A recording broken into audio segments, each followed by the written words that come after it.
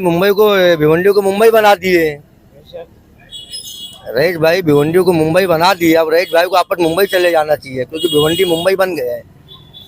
अब उनको जाना चाहिए। हाँ, तो फिर यहाँ किसको रहना चाहिए? हमारे भिवंडी का नेता चाहिए हमको, जो हमारे घर के बाजू में रहे। मेरा नाम है। अपना नाम बता रहे हाँ। हैं। मामला कई जन खड़े हैं तो और जो है कोई नहीं, मैं अपना नाम बता रहा हूँ। रईस भाई को लाना जरूरी है। तो 2.5-3 साल में जो काम करके दे दिए, 10 साल में खड़ा। कोई भी एमएलए है, वो भी रुपेश मात्रे मेरे मोहल्ले का है। अभी भी देख लो, मेरा पढ़े हो तो देख लो। नहीं, ठीक है, आपने बता दिया, मैं समझ गया। देख लो। अरे बता दिया तो मैं समझ गया। अच्छा, हाँ, मैं रईस भाई जीतना मांगता है तो रईस भाई जीतेंगे। मैं नीचे से आ रहा था। हाँ। ये जो रास्ता आता है ना, वो कुछ भी बोले, सुनो आप, सुनो मेरी बात, सुनो फिर अपनी बात बोलो यार। बोलो। मैं आ रहा था जो नई बस्ती से जो रोड आता है, हाँ। सीधे अंदर के लिए, हाँ।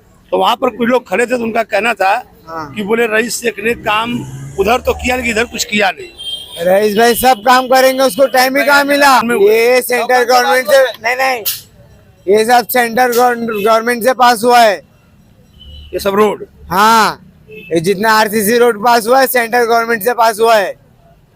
अच्छा, मैं भी ग्रेजुएट हूँ। तो बिल्कुल यही बात लोग कह रहे थे। हाँ। कि सेंट्रल गवर्नमेंट से रोड पास हुआ। हाँ, ये रईस भाई का नहीं, मगर रईस भाई ने जो काम, बुनियाद जो गाड़ी है, वो कोई हिला नहीं सकता। क्या कहेंगे आप? इधर ही रहते हैं कहीं दूसरे साइड में? मुंबई में कहाँ? जहाँ रईस भाई रहते हैं, आमदार साहब। नहीं तो बता दीजिए, हमको मालूम नहीं कहाँ रहते हैं। भाई कल्ला। भाई खला।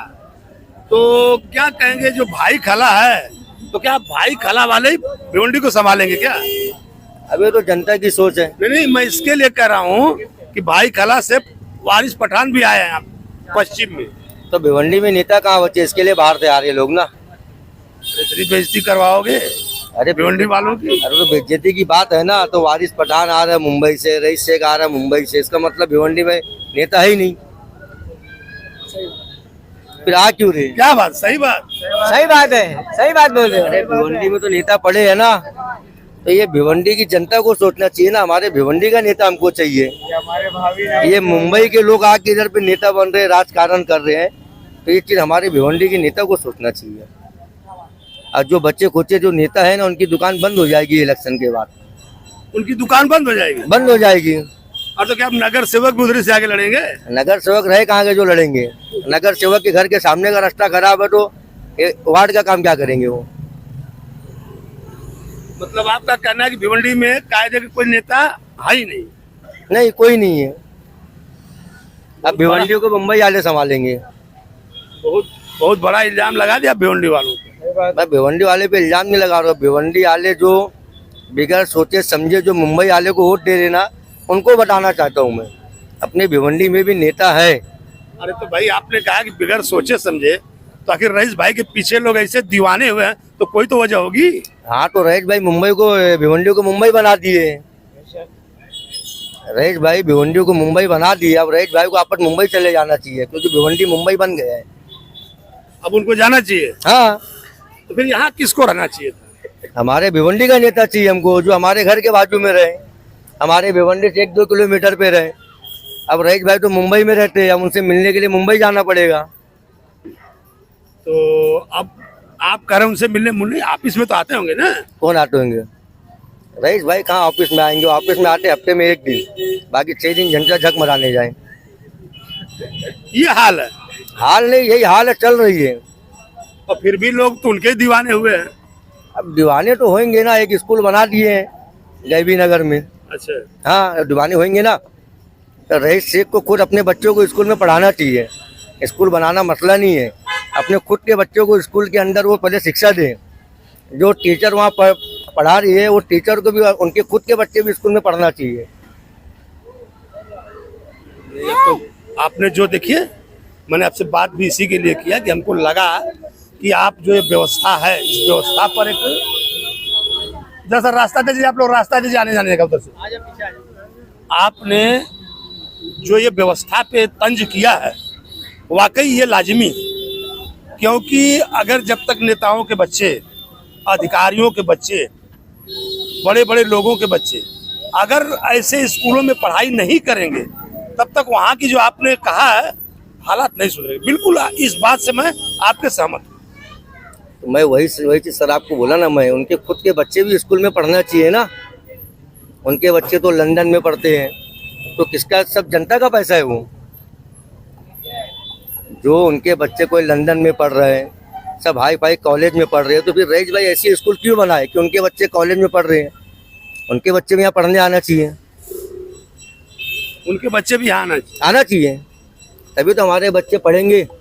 और इसी ये जो बात है, तो जितने लोग हैं सबने कहा भाई उन्होंने स्कूल बनवा दिया, उन्होंने रोड बनवा दिया। अभी एक जन यही बता रहे थे कि पास था तो 2.5 साल कोरोना में चला गया, 2 साल कोरोना में चला गया। तो और आपने तो उसको एक उल्टी दिशा दे दी कि रईस भाई को भाई खला जाना कहाँ, मुंबई जाना चाहिए। मुंबई, हाँ। मुंबई जाना चाहिए और भिवंडी वालों के भरोसे भिवंडी छोड़ना चाहिए। हाँ, तो और कुछ ऐसा काम आपके नज़र में जो अच्छा हो उनका? काम अच्छा क्या हो, बस यही है जो पहले के पास हुआ जो रोड का काम है। रईस भाई खाली एक आगे ना क्या लिए मालूम तुमको, क्रेडिट। आज वो बात करते हैं कौम की, अगर वो कौम की बात करते हैं तो जब गुस्ताखे रसूल के ऊपर मामला उठा तब रईस भाई क्यों नहीं आए इम्तियाज जलील साहब के साथ में? आना चाहिए था ना। उस टाइम रईस भाई कहाँ थे? तो आपने कहा कि उस टाइम रईस भाई कहाँ थे? हाँ, मैं था अभी हाईवे पे था मैं। हाँ। तो अकबरुद्दीन आज ओवैसी रईस भाई बात करते हैं कि बीजेपी को वोट नहीं देना चाहिए, ये बीजेपी के कुछ दलाल आएंगे वोट लेने के लिए। तो रईस भाई आप एमएलसी में बीजेपी को वोट क्यों दिए? आप स्पीकर पे बीजेपी को वोट क्यों दिए? यानी तुम हमारे वोट का सौदा कर रहे हो वहाँ बैठ के बीजेपी से, और हमको बता रहे हो बीजेपी को वोट नहीं देना चाहिए। वो तो हमारा अधिकार है किसको वोट देना चाहिए। बिल्कुल सही, बिल्कुल सही। तो तुम हमारे वोट का तुम सौदा कर रहे हो जाके, तो आमदार साहब आप क्यों दिए बीजेपी को वोट? वही आपने कहा। आज अगर वो काम की बात कर रहे हैं तो काम वो किसकी सरकार से फंड लाके काम कर रहे हैं? अखिलेश यादव तो नहीं दे रहा ना यूपी से फंड यहाँ कौन दे रहा? महाराष्ट्र सरकार दे रही है। महाराष्ट्र सरकार किसकी? एकनाथ शिंदे साहब की है। बिल्कुल बिल्कुल, है ना। तो फिर तो उनकी ही सरकार में तुम निधि लाके काम कर रहे हो, देखिए तो फिर सवाल क्यों उठा रहे हो तुम? देखिए कुछ लोगों ने हमसे कहा और मैंने भी कुछ जगह देखा था कि रईस शेख सदन के अंदर भिवंडी के मुद्दों पर जो है अपनी आवाज उठाते थे और उनका यही इनसे कह के शहर के लिए कुछ करवाता हूँ। तो क्या उसमें सच्चाई है? तो रईस भाई जब यहाँ 2019 में इलेक्शन लड़ने आए थे तो वो मुसलमानों के मुद्दे पे इलेक्शन लड़े थे, अभी नहीं तो कभी नहीं। तो जब मुसलमान पे बात आती है, कौम पे बात आती है, तो रईस भाई चुप क्यों रहते हैं? जब बात गुस्ताखे रसूल पे आई है तो रईस भाई इस आवाज को सदन में क्यों नहीं उठाए? यही बात हमने चुन के दिया ना रईस भाई को।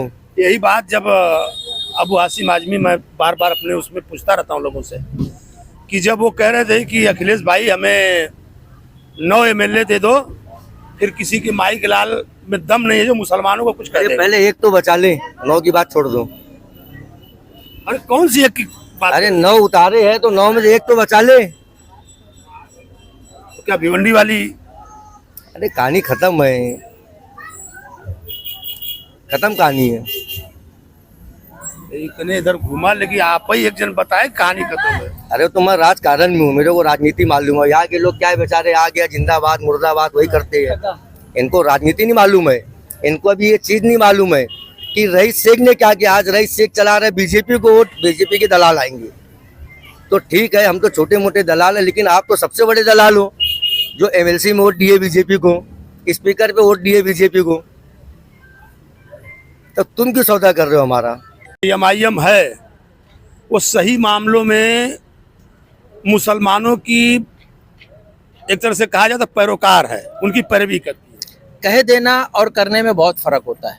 अगर मेरे पास ताकत नहीं है तो मैं खाली चिल्ला सकता हूँ, ताकत आने के बाद अगर कुछ कर दे तो फिर माना जाएगा कुछ किए। अभी ताकत नहीं है, उनको आज़ादी मिली है चिल्लाने की, दूसरा आदमी चिल्लाता है उस पर ईडी आती है, सीबीआई आती है, लेकिन ये मोदी को कपड़ा उतार देते और अमित शाह को नंगा कर देते। मैं तो बोलता हूँ बोलने में, जबान से, लेकिन इन पे ना ईडी आती ना सीबीआई आती। समाजवादी ने बहुत हड़काया कांग्रेस को, क्या कहेंगे उस पर? देखो, समाजवादी की जो विचारधारा है लोहिया समाज की, अखिलेश यादव महाविकास आघाड़ी के साथ है, लेकिन एक महाराष्ट्र के कैंडिडेट है जो हमारे अबू आसिम साहब, उन्होंने थोड़ा गड़बड़ और गद्दारी का काम किया है। तो हम एक आदमी की गद्दारी और नालायकी की वजह से पूरे समाजवादी को बुरा नहीं कह सकते। पश्चिम की पूरा अब ये तो पश्चिम है ना, हाँ। तो पश्चिम की हवा लूंगा। बोलो। तो क्या कहेंगे आप, हवा किसकी? देखो, हवा तो नहीं कह सकता, लेकिन तूफान कांग्रेस का है, क्योंकि पूरे देश में जिस तरह महाविकास आघाड़ी का समर्थन लोगों में चला है और महाराष्ट्र में जिस तरह परिवर्तन की लहर चली महाविकास आघाड़ी की, और जो महाविकास आघाड़ी ने 5 गारंटी दी है, भरोसा उसी गारंटी पे जनता कर रही है, न कि 15 लाख के झूठे वादे पे, न 1 करोड़ के नौकरियों पे, न कि काला धन वाले पे कोई भरोसा करेगा। राहुल की गारंटी सच्ची गारंटी है, उसकी हवा, और पूरे भिवंडी पश्चिम में कांग्रेस का तूफान आएगा। अरे हवा नहीं, तूफान है। हाँ, तूफान आएगा, कांग्रेस का तूफान आएगा। दरअसल मैं घूम रहा था, देखिए मैं पूरी भिवंडी में घूम रहा हूँ, भिवंडी का और बाहर भी मैं घूम रहा हूँ। तमाम लोगों से हमारी बात होती है, तो लोगों का कहना था कि जो बागी हैं पार्टी के हो, चाहे महाविकास आघाड़ी के हों चाहे महायुति के हों, कहीं ना कहीं बागी खेल बिगाड़ते नजर आ रहे हैं। नहीं, बागी खेल वहां बिगाड़ेंगे जहां संगठन नहीं होगा, और कांग्रेस एक बड़ा संगठन, एक बड़ा परिवार है, जिसके लोग जमीनी स्तर पे बूथ से लेकर शहर तक कार्यकर्ता है। तो कार्यकर्ताओं में नाराजगी, 1-2 परिवार जिस तरह शादियों में फूफा नाराज हो जाते हैं, लास्ट में मान जाते हैं, तो हम मनाने का काम कर रहे हैं। जो इधर उधर थोड़ा बागी होंगे उनको मना लिया जाएगा, ऐसा कोई तकलीफ नहीं आएगी कांग्रेस के लिए। दयानंद जी लोग बता रहे थे कि कांग्रेस के पुराने नेता थे और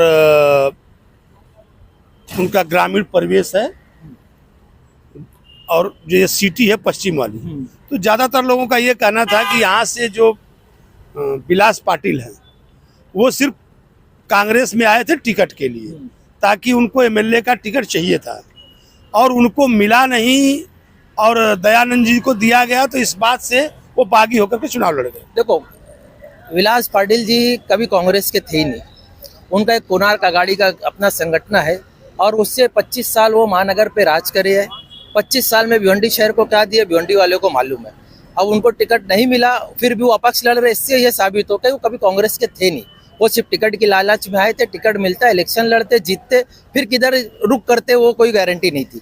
तो कांग्रेस लोगों ने भरपूर विरोध किया, जिन्होंने कांग्रेस का नगर सेवक को तोड़ा, और जो आरएसएस विचारधारक है और जिसने 25 साल भिवंडी को नुकसान पहुंचाया, उस आदमी को कांग्रेस का टिकट नहीं जाना चाहिए था। देखा बहुत हाँ, हवा किसकी है? तो क्या कहेंगे भिवंडी पश्चिम में हवा किसकी?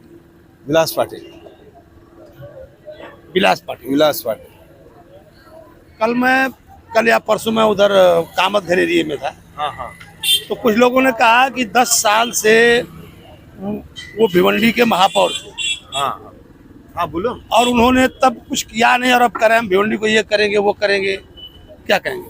नहीं करेंगे, अभी करेंगे, सब करेंगे, अभी सब करेंगे, आप करेंगे, कोई करता नहीं, आप करेंगे, लेकिन विलास भाई आप करेंगे। हर साल डूब रही है। आपका शुभ नाम?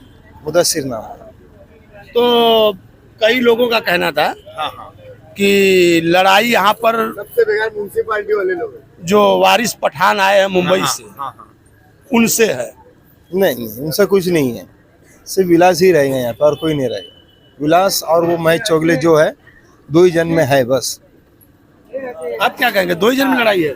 हाँ, टफ फाइट है ये, दो में ही है, और कोई तीसरा लाइन में नहीं? दूसरा कोई नहीं लाइन। क्या कहेंगे आप? तीसरा तो नहीं है, विलास साहब की हवा चल रही है। देखो, अब जो कैंडिडेट जो काम करेगा वो जीतेगा। मतलब विलास साहब की हवा चल रही है। अब हवा तो जैसी है, अब अभी बोलने को तो हवा उनकी है, अभी देखो क्या होता है, जो काम करेगा वो जीतेगा। आप क्या कहेंगे? विलास पाटिल ही जीतेंगे इस बार। विलास पाटिल जी। तो हमने देखा, कुछ लोगों से हमने कहा कि भाई, तो लोगों का कहना था कि मैं अभी गायत्री नगर साइड में था, तो उनका कहना था कि भिवंडी वालों को बाहर के प्रत्याशी ही चाहिए, यहाँ वाले काम करते नहीं। ऐसा नहीं है, करते हैं ना, यहाँ वाले भी करते हैं ना, जरूरी थोड़ी ना कोई बाहर से आके करे, यहाँ वाले भी करते हैं। बोले बाहर वाले आके सिखा के गए। कोई किसी को सिखाता नहीं, सब सीखे सिखाएले है, ऐसा किसी के बोलने पे मत जाओ, इलेक्शन है। नहीं, देखिए हमारा काम क्या सबको दिखाना, जो जो बोलता है मैं सबको दिखाता हूँ, बस मेरा उतना ही काम है। तो अब समझना, जो हमारा वीडियो देखता है समझना उसका काम है। जो काम करेगा वो जीतेगा, बस ये सीधा सवाल है। कोई बाहर वाला हो अंदर वाला उससे कुछ लेना देना नहीं, जो काम करेगा वो जीतेगा।